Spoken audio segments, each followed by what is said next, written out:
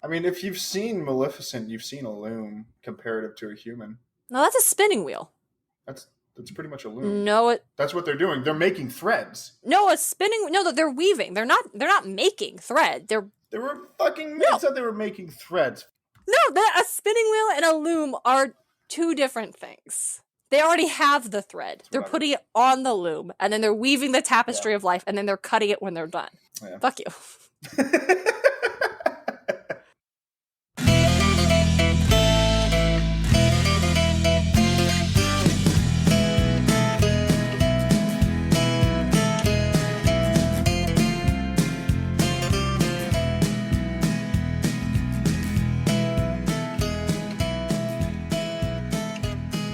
Welcome all mortals, monsters, and myth lovers alike. You're listening to Podcast of Poseidon, where we explore ancient myths and their modern retellings by reading Rick Riordan's Percy Jackson and the Olympians. This is Chapter 2, The Fates. I'm your co-host, on loan from the Hunters of Artemis, Darien Smartt. Joining me is my co-host and brother, hailing from Cabin 7, DJ. How's everyone doing today? Cabin 7, if you don't know, is Apollo, and he's pretty great. Today, we are talking about the Fates, but first, I want to show you something that I found, and sorry listeners, you won't be able to see it, but we'll post a picture on Instagram for you. I was cleaning my whole bedroom yesterday and digging through all my dresser drawers, and I found these. Whoa! Yeah! Did you want to tell them what I'm showing you? It's logos for Camp Half-Blood and Camp Jupiter. Yeah! It's pretty sick, actually. And they're not just, random stickers. They are actually from the release of Blood of Olympus. Oh, that's sick. That's awesome. Yeah, I was working at Hastings at the time, and these are freebies we were giving away, and so I stole a bunch of them. So I have two, and I will get you one as soon as I see you at some point. Yeah, at some point. We're still in pandemic. We live 5 minutes away from each other, but It's 6 months into pandemic. We're getting through it. Yeah, right. Wear your mask. Wash your hands, everybody. But yeah, they're cute. We'll post them on Instagram. Again, our Instagram handle, if you don't know, is at Podcast of Poseidon. So you should follow us because we post lots of memes, really. Just mostly Percy Jackson memes. Yeah. So today we are talking about the Fates because those are the first kind of mythological thing Percy sees proper aside from his teacher, but she shows up with her sisters later. We're going to do them all three at once. Fates come first. The Fates and their sock of an indeterminable size. Sock of whether it's Bigfoot or Godzilla. Whether it's Bigfoot or Godzilla. They're just big-ass socks. So DJ, what do you know about the Fates from Greek mythology? I know very little. Honestly, for the longest time, I thought they were just there were three of them, so I thought they represented past, present, and future. Mm-hmm. I was not right on that. Yeah. I also thought that until I researched today. Yeah. I found out that they're actually, one of them spins the cloth of fate or the line of fate on their loom. Mm-hmm. Another person measures it, and then the last person cuts it. And I'm like, okay, that makes sense. I also found out that they're in the Arrowverse. Did you know that? I did know that, actually. I didn't. I found that out today. That's super fucking weird, but I guess DC does its own thing with gods and shit. I mean, Hercules has been in the Avengers, so comic books... Yeah, that's fair. Yeah. But comic books are just playing Calvin Ball with everything. But which we are actually going to talk about the Fates in the Arrowverse today when we get to the different ways we've retold stories about the Fates, because honestly, that was the one I found most interesting. That's fair. Yeah, so Davis, you're absolutely right. I also thought that they represented past, present, and future, which I suppose in a way they kind of do. But that's if you stretch it. I think the past, present, and future often comes from modern retellings of what the Fates do. Oh, yeah. For sure. I believe that. But yeah, Davis, you nailed it on the head. The Fates actually are three goddesses, and they each have a name, which I didn't know. Yeah. Definitely just thought they were Fates or the... I figured they had a name. I think it was the Moirai. The Moirai, yeah. I thought that's just what they were. Yeah, that's fair. I guess that's understandable. Mm-hmm. But no, we have Clotho, the spinner, who, as Davis said, is the one that spins the thread of life on the loom.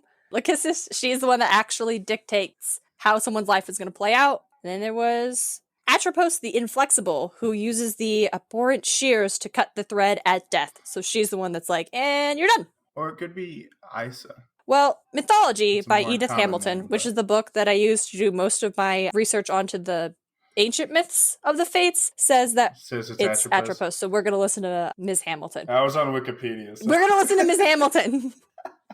They are the Fates, three goddesses who control the destinies of all beings and are generally acknowledged to be the most powerful Because not even Zeus or any of the gods can go against the will of the fates. When they say this will happen, anything even a god does to try to prevent it is just playing into how things will eventually happen the way the fates decreed. Yeah, the fates are just, they vibe. They vibe with people's lives. Yeah, and so I suppose whether or not what their morality is would honestly be up to interpretation, depending on who's telling the story and who feels that, like, goddesses weaving out fates for somebody is good or bad. I imagine some people might feel that this is very secure. Their destiny is played out. They can do their best. They can live their best life, but whatever happens was truly meant to be. Whereas other people might be like, what? No, I control my destiny. I control my life. Like, there's no divine power. It's very... That's a philosophy. I got a fun mix of the both. So. Yeah. It's like some things are planned out, but what happens in the middle is a fuzzy area. Interesting. Yeah, I personally don't really believe in any kind of like fate or destiny. Perhaps I think what we define as like, oh, this is fated, this was meant to be, really honestly just feels like the product of our own actions. If you were fated to meet the love of your life, did you work to become the kind of person that the love of your life would want to meet? I mean, yeah. If you get that job, well, did you work hard to present yourself and like get through those obstacles? That's not to say that like, oh, if bad things happen to you, it's because you didn't work hard enough. Like sometimes things are completely out of her. Sometimes shit just fucking Yeah, happens. sometimes we're in corrupt systems that aren't really there to take care of everybody. It's a thing. But the Fates, their backstory, I was actually really excited when I was reading about the Fates backstory because there are like 3 major ones just from Greek mythology alone, and 2 were recorded by the same guy. So like right off the bat, there's my whole thesis for the podcast, which is, hey, if you're retelling these stories in a different way, it's okay, because guess what? Even the Greeks were doing it. Was it like Homer? It was Hesiod, actually. I thought it was Homer. Okay. I think Homer's got his own story about them. Yeah. So Hesiod was a gentleman who actually kind of first started really recording all of the Greek myths in his Theogony. Initially, when the Fates are introduced, they're described as being daughters of Nyx, but later on, Hesiod describes them as being daughters of Zeus and the Titan Themis, which is really interesting because when they're daughters of Nyx, they're really associated with death and night and the eternal forever. But, well, specifically with death. And when they become daughters of, like, Zeus and the Titaness, they are sisters to peace and the seasons and, like, all these other goddesses who are kind of goddesses of the inevitable. Like, seasons will change. Kind of those things. Yeah. So that's super interesting. And in Orphic cosmology, the Fates' mother is Ananke, necessity. So even the Greeks were remixing their stories. In Mythology by Edith Hamilton, there are a couple highlight moments of the Fates that I found super cool in these early myths. The Fates don't usually play super active main roles. They're not running around like Zeus. They're not fucking up people's lives like Hera. They're just kind of... We said it, and now we're going to step out. But 2 of the things that I really liked, one of them was when the Fates appeared to Althea, mother of Meleager, to tell her that her son's life was attached to a piece of wood, and that he would live until the wood burns up. So specifically what the Fates said was, "To you, O newborn child, we grant a gift, to live until this wood turns to ash." And so Althea rips that bad boy out of the fireplace and is like, okay, he's good. But later, Meleager kills her brothers in a rage, and she throws the wood back in the fire, and he dies. The Greeks were Greeks. The Greeks. Hey, it's the ancient Greeks. Tragedy for all. You get a tragedy, and you get a tragedy, and you get 2 tragedies. And your Hercules, you get 7. Speaking of Hercules, he also has a story involved. Well, he's tangentially involved in this particular story. It's really mostly about Apollo and Apollo's. But if we talk about the Disney movie, which he's constantly involved with the fucking Fates. Yeah, we will talk about the Disney movie. Davis, you're skipping ahead. I figured we would, being that's like the biggest piece of fucking media they're involved in nowadays. Oh, super, yeah. For Apollo specifically, when Apollo was punished by Zeus and sent to live on Earth as a human, he served in the house of Adamentus. And Apollo, during that time, heard that the Fates had decided, well, Adamentus is going to die pretty soon. And he was like, no, my bro, potentially my lover. Like, Apollo did what he wanted. Apollo's a Chad. Yeah. Well, it depends on who's telling the story. I think Apollo's pretty cool. Apollo's a Chad. This is a tangent. So, he heard the Fates were about to cut Adamentus' life. He convinced them to let somebody else take his place. And so Adamentus, who I decided sucks, just thought, what a great deal, and like went around trying to find volunteers. And like Shit. thought, oh, my dad will definitely take this deal because he's old and he loves me. And his dad was like, no, man, everybody fears death. Even I fear death. I love you, but I'm not going to willingly just die. I don't want to like the fates haven't said my life is over. Yeah. And so eventually, Eclectus, Adamantus's wife, volunteers. Oh my fucking God. God. And he lets her. And so she dies and he lives. But, he feels really, really bad about it. And he gives her just a grand funeral to make up for it. Okay, so here's where Hercules comes in. He happens to show up right on the day of her funeral, doesn't know it's her funeral. Adamantus doesn't tell him because he doesn't want to bring the mood down. But when Hercules finds out, he's like, oh, I'm at my bro's house and I'm drinking, but he just buried his wife. I've been such a dick. I'm gonna go fight death and get her back. And so he does. Oh my God. And so maybe he goes to the underworld to get her. Maybe he just fights death at her tomb. Like, who knows? Maybe he like catches Thanatos while he's like just kind of like walking and chatting with her. He's like, hold on, bro. Yeah, probably that even. And so he brings Eclectus back to life, which honestly I feel like this could be viewed as like, oh, Hercules defying the fates, but Eclectus wasn't the one they said was supposed to die. So really, this is all going according to plan. Yeah. The fates are like, yeah, we had a couple of knots and like interwoven stuff. We couldn't quite read it ourselves because we knotted it a little too much, if you ask me. But marrying this asshole husband who would let her die in his place is probably one of those knots. Like, fuck you. Yeah. So the Flates, they're the sisters of the Fates, but they make flan. The Flates. That's dumb. I'm cutting it. Pretty good. No, flan's pretty good. So the Fates were strongly tied to death, obviously for the ancient Greeks, because one of them would cut the thread of life. And that connection hasn't disappeared. There's a lot of the Fates coming up when death is involved. In the Percy Jackson book, Grover is specifically freaked out because they cut the thread. Not because they sewed this giant sock. Like, whatever they had woven, the destiny, what would happen, wasn't super concerning to him as much as the ending. Yeah. I think it's also kind of cool to note that they were not weaving or looming anything. They were knitting. They were knitting, which is not the same thing, as I understand it. That's just an interesting thing to know. I imagine it's easier to carrying around knitting needles than it is to like lug that loom around. I assume it's big. They just like constantly like lugging it around and just like setting up camp in front of Camp Half-Blood and going just like, hey, how's it going? just doing the whole fucking thread thing and then like just staring at Camper. And then like the middle one points and measures. just a power move just to remind the campers to stay in their lane. And just points at fucking Clarice and then like brings the Yeah, I don't really know what a loom looks like in real life. I've never seen one. I do have one in Animal Crossing though, and it's massive. It's bigger than my little outdoor steam bath. So the fates in modern media are often very anchored to death.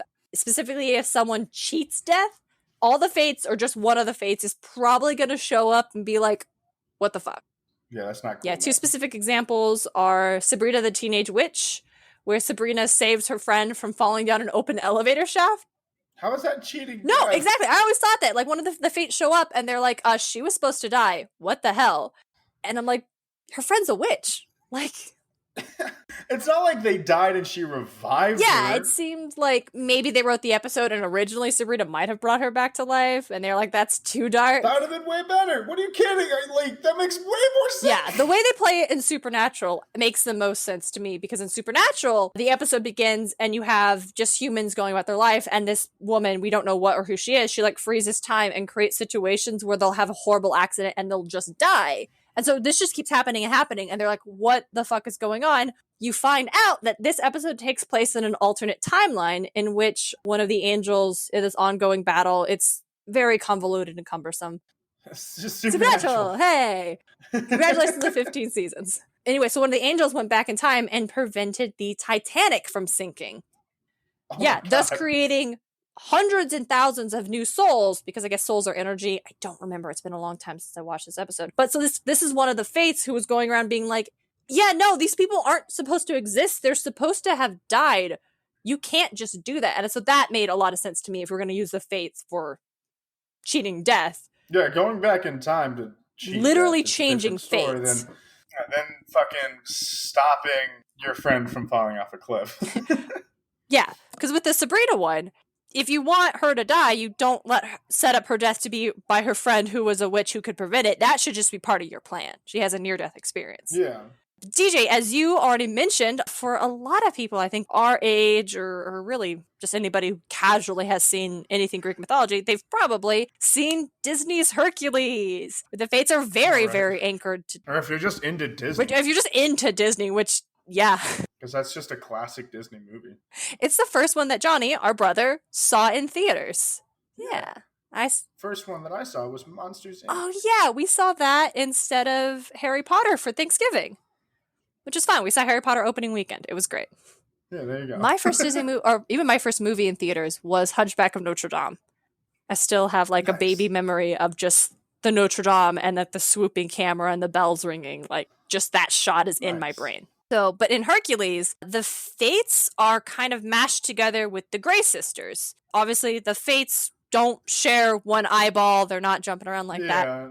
That is a trait belonging to a completely different set of like three sisters. Yeah, the Grey sisters, who they shared one eye and also one tooth. One tooth, which was... Yeah. Don't understand the tooth and get the eye thing. Don't understand the tooth thing. The Grey sisters show up in Sea of Monsters, don't they, DJ? They do, yeah. Like at the start, because like we need to get to Camp Half-Blood fucking yesterday, and so then they order a taxi of the Grey sisters, and then they're going like 900 miles an hour. We'll talk all about the Grey sisters when we get to them during our Sea of Monsters set of episodes, and we'll figure out what's with the eye and what's with the tooth. They, as in the fates, kind of get blended with different triple goddess figures a lot in modern media. In another Disney film, The Black Cauldron, they are the original owners of the cauldron, these three witches who are able to like kind of tell the future. Obviously, Disney did not create The Black Cauldron. It was part of the Chronicles of Prydain, but the characters, these witches, do appear in that book, and they are described as kind of... These three witches, they appear as old crones in the day and beautiful women at night. They also kind of just switch around their identities all willy-nilly. Are like, you're who? I'm that one today. You could be Oridu, I'll be Orwin, and that kind of thing. Yeah. But they are actually shown in the books as weaving. And towards the end of the series, they give the hero Taran an unfinished tapestry of his life. Which is pretty cool. And Lloyd Alexander, the author, has stated that the characters were inspired by the Moirae, the fates of Greeks, the Norn of Scandinavian folklore, who were also basically kind of their version of the fates, and the Morrigan of Irish mythology, another set of like triple goddess figuring. Another place where the fates are mashed up are in, I'm very excited to talk about this one, the DC Vertigo's Sandman comics by Neil Gaiman. Whoa. Which is very near. This one I don't know because I just haven't read them. No, and they are a lot. Like, oh, goodness me, the Sandman is a lot. Yeah, but it's great. And so the fates appear, they aren't depicted with a loom. They're more kind of like the witches in Macbeth.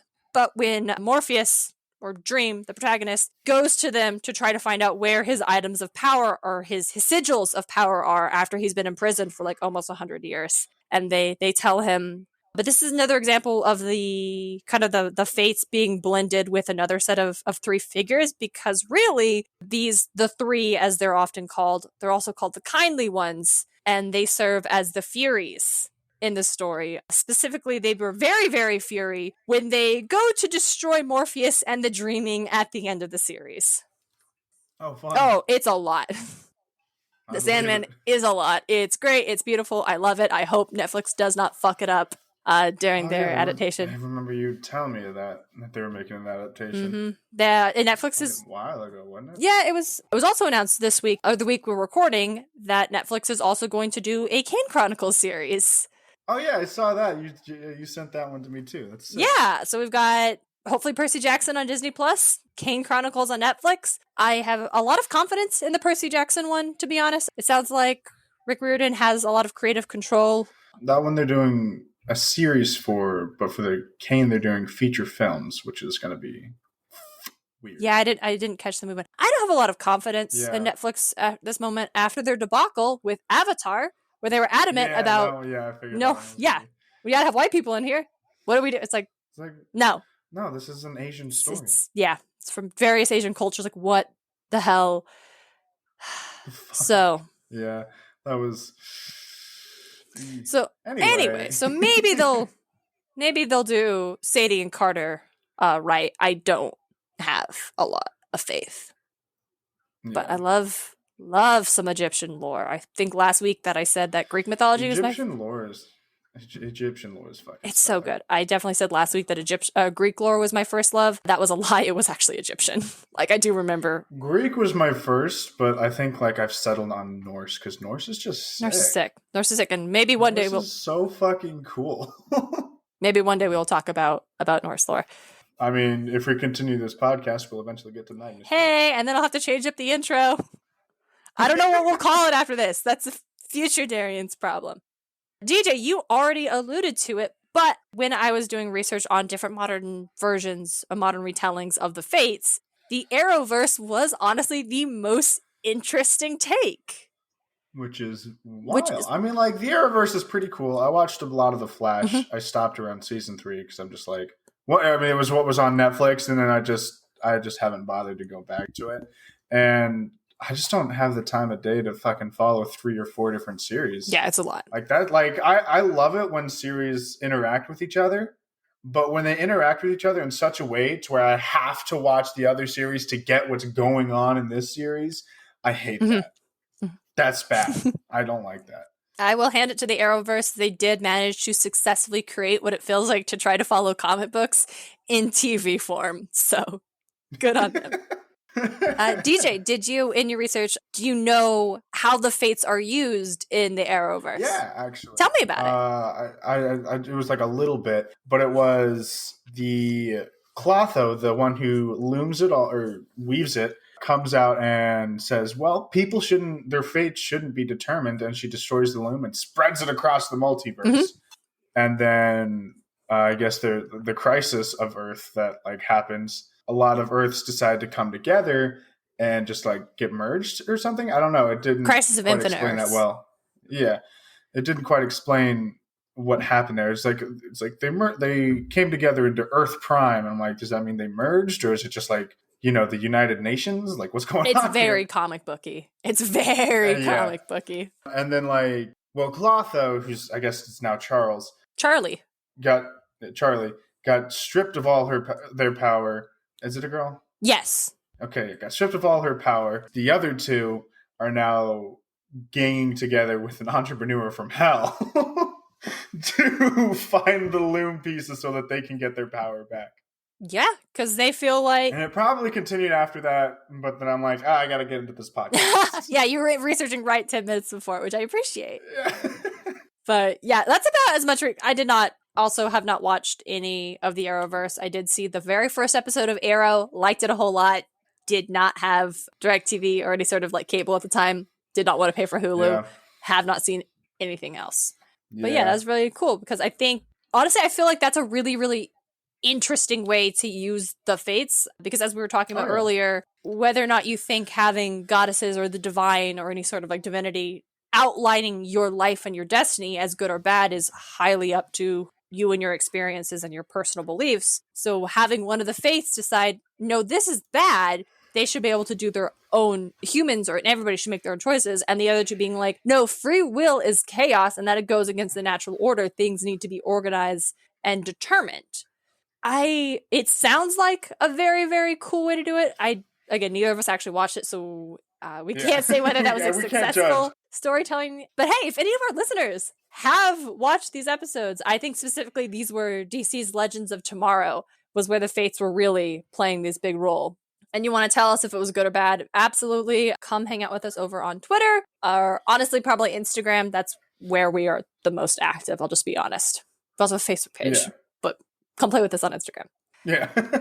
One more modern interpretation, or modern, I suppose, retelling that I want to touch on where the Fates appear is the musical Hadestown, which That sounds fun. No, it's so cool. Davis, sounds like a blast. Have you heard about it? I have not. I've never even fucking heard anything about this. That sounds sick. Oh, I'm so glad I get to tell you about it. Okay, so I've heard of Hadestown for a while, and I always thought that the name was just a reference to Hades in Greek, right? Like, and that the show was just about whatever. Eventually, I did find out, oh no, it actually is a musical retelling of the story of Orpheus and Eurydice.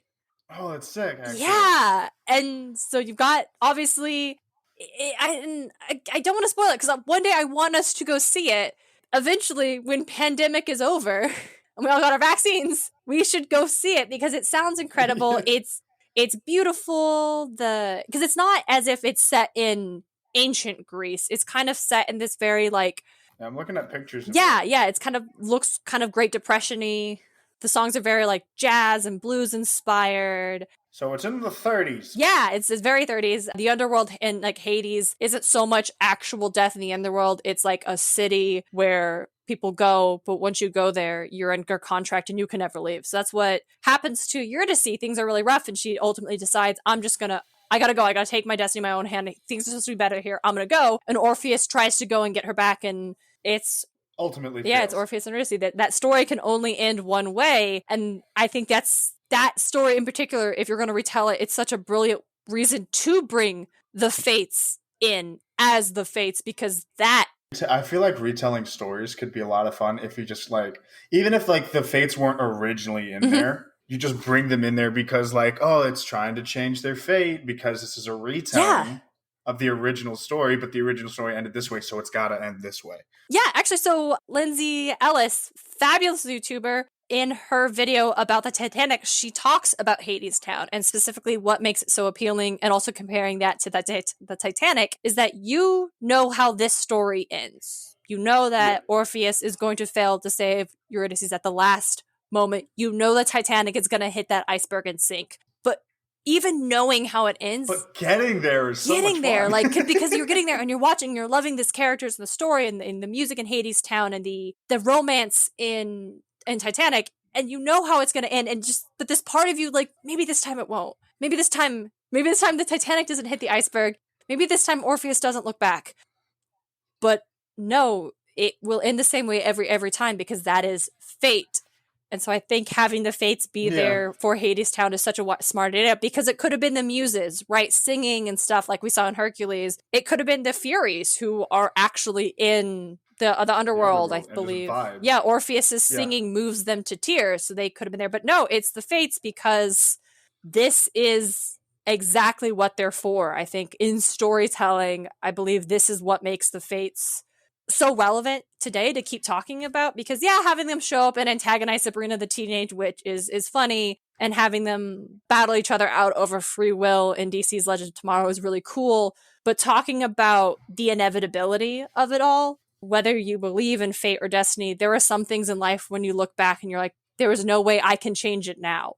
And when you think about those memories again, you'll wish and hope that, like, but maybe I'll be different this time. And it can't. It's just, that's what happened. That's fate. That's permanence. And once it's over, it's over. And that's kind of the way we're living life, is that every moment is gone. And what we did then, we can never change.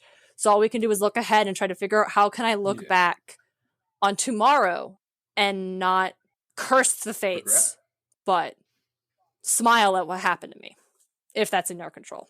Yeah. That was a weird kind of tangent, but Hadestown specifically I thought was really cool, because the actresses who played the Fates actually decided which of the three Fates they were going to be.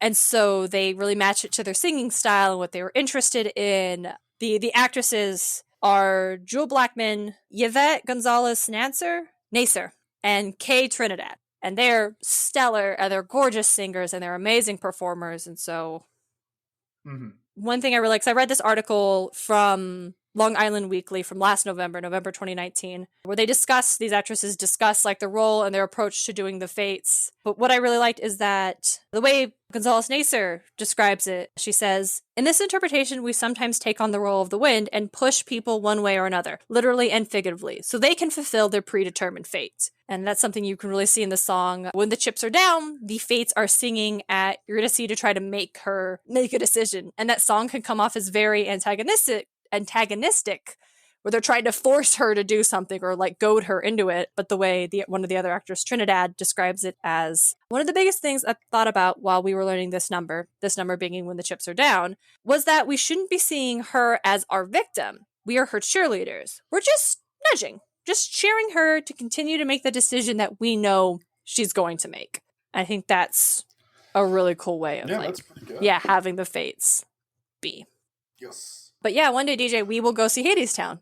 I'm so It'll be super fun. And we'll certainly probably do a bonus episode. One of our what I'm calling our remyth episodes. Our remyth episodes. Thank you. I was very proud of it. Yeah, those are the stories of the fates. And there's obviously so many more. The fates are so powerful. Fates have been prevalent for hundreds of years. Yeah, they've been around for almost thousands. Yeah, thousands, centuries. And obviously various cultures have also had their own kinds of interpretations of the fates. And so sometimes you're not using the Greek fates. You might be using, say, in the comic book Wicked and Divine, where you have a bunch of interpretations of these godly characters. The fate character is the Norn from Scandinavia. And so that's really cool. But we'll put a pin in that and circle back to Wicked and Divine, I'm sure, in the future. Eventually. DJ, of these stories, or maybe of the ones you know that we didn't discuss, do you have any favorite modern interpretations of the fates? Honestly, I think it's just Hercules, because that one's the most prevalent in my mind. Really? The most nostalgic. I mean, yeah. I don't know. Like, thinking about it, I don't see the fates all too often in media, but maybe that's just what I'm watching, or maybe it's just I'm not looking, you know? And so it's Hercules is like, haha, the fates are in your face. And they're just a good time to watch them fucking bicker and banter. Like, I know that was what were they called? The Grey Sisters. The Grey Sisters. I know that was mostly the Grey Sisters bicker banner that they were playing off of, but it was still fun. Yeah, it is really fun. So what do you think the fates would look like today if you were going to do a modern telling? Let's make our own fates. I think they look like? Yeah.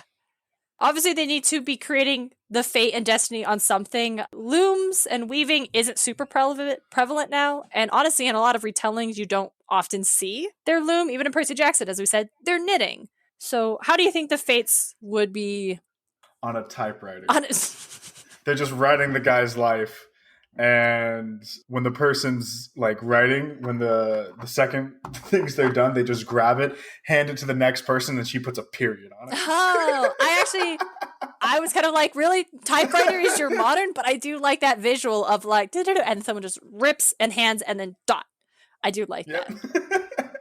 Okay, well now I'm kind of embarrassed to share mine.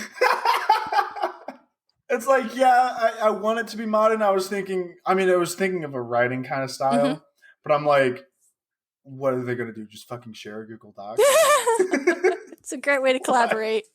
They're modern, but maybe they're stuck in their time, you know? So here's a fucking typewriter. So mine was, and again, I'm embarrassed, but I'm going to share it anyway because you shared yours, was, well, what if they're creating an Instagram feed?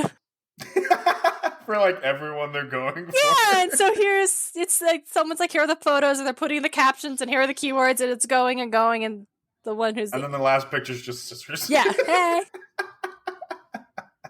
I really like your interpretation of like it being a typewriter. It's like, oh yeah, it's modern, but they're still stuck in their time, because that feels very Lore Olympus to me. When we smash cut and actually see the fates, and they've got like VHSs, VHSs and shit, and that's great. I think that's a lot of fun. And yeah, I just like the idea of someone fucking ripping it out. Like, this is when he dies. That's very good. Well, I think fates on a typewriter is a great idea, because as a writer myself, you definitely do get the vibe of, I'm controlling destiny of these characters, and will you know joy or will you know pain? And I could just like imagine somebody like running down the hall and like say like this interpretation of fates is like, and you just hear a typewriter tick-tacking. Tick, tick, tick, tick. And then you just and it like a killer's chasing them, you know? And then they get cornered and then you hear a rip. And then you hear it fucking like right as the stab, you like see a pen just dot. I wasn't even thinking about the sound aesthetic of that. That's so good. Wonderful. All right, well we'll work on getting that short film in production. Support us on Patreon. That'll be our 1,000 Patreon goal, Davis. And then it like once that dot hits, it like just like it's suddenly just a fucking printer press, and the guy's like, "Here's my story." That's very good. Wait, okay, hold on. So, is the person having the period using a quill? Probably. I mean, a quill is like let's be real here. Quill or a fountain pen? Fountain pen. Fountain pen's probably good. You get that like ink dribble, so it looks like like just a tiny dribble of ink, and it's just like. But I mean, a quill would also just be like a little extra, because like let's be real here, they're stuck in their time. They're like, very stuck in their time. I like that typewriters do in fact have periods on them, but no, the final period is the quill. Because it wouldn't look like the rest of the period. They got a ton of periods, but it's got like the it's got end a period is like a little dribble. Yeah, because the period made by a quill or a fountain pen would look very, very different than the period made by the typewriter, and the end of your life is very, very different than the end of any other sentence or chapter. That's very good. I don't think it's going to get any better than that. DJ! The Fates! The Fates! Do you have any other thoughts on the Fates before we say goodbye to our wonderful listeners? I don't. Okay. Well, the Fates have decreed that this is the end of the episode. Clearly. I'm not sorry about that joke at all. Thank you, everybody, again for listening. We had a wonderful time. If you liked what you heard, please do us a favor and share this episode with your friends. Maybe share it with a friend who always says, well, things will work out the way they're meant to whenever anything happens ever. And just start a dialogue about whether or not they believe that ancient Greek goddesses are weaving their destiny. You guys have a great day. We'll catch you next time. Yeah. Until then, don't be like Zeus. Don't be like Zeus. Podcast of Poseidon is created, produced, and hosted by Darien and DJ Smartt. It's edited by Darien Smartt. Our music is Athens Festival by Martin Hain. Our cover art is by Audrey Miller. Find them on Instagram at Bombshell Nutshell. Come hang out with us on Instagram and Twitter at Podcast of Poseidon. Find all of our episodes and episodes transcripts at podcastofposeidon.com. Thanks for listening.